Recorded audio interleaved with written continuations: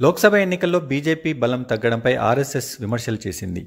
BJP కార్యకర్తలు, నేతలు కేవలం మోదీపైనే ఆధారపడ్డారని, ప్రజల గొంతుకలను వినలేదని తేల్చి చెప్పింది. ఆర్ఎస్ఎస్ పత్రిక ఆర్గనైజర్ తాజా సంచికలో లోక్సభ ఎన్నికల ఫలితాలపై వ్యాసం ప్రచురితమైంది.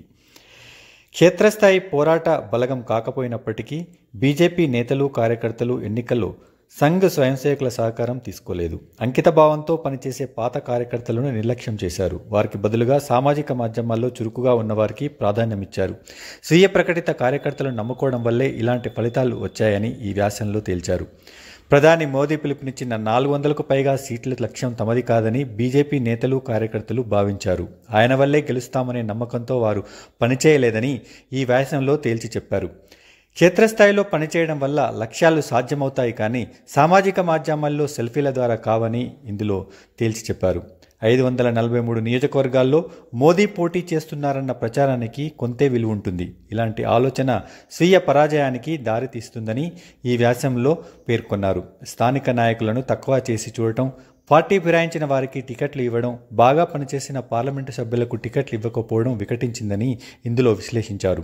టికెట్లు ఇచ్చిన వారిలో 25% మంది వలస నేతలేనని గుర్తు చేశారు. గతంలో హిమాచల్ ప్రదేశ్ ఎన్నికల్లో ఇలాగే 30% టికెట్లను ఫిరాయింపుదారులకు ఇవ్వడంతో పార్టీ ఓటమి పాలైందని అన్నారు.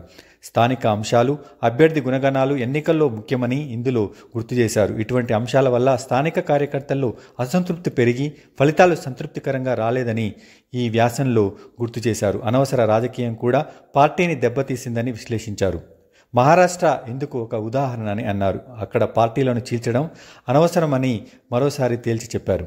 బీజేపీ, శివసేనలకు అసెంబ్లీలో బలం ఉన్నా అజిత్ పవార్ను చేర్చుకోవడం తప్పిదమేనని స్పష్టం చేశారు. ఎన్సీపీలో అంతర్గత కలహాల వల్ల శరద్ పవార్ ఎలాగూ 2-3 ఏళ్లలో కనుమరుగయ్యేవారని, కానీ అజిత్ని చేర్చుకోవడంతో బీజేపీ కార్యకర్తలు మనస్తాపం చెందారని విశ్లేషించారు.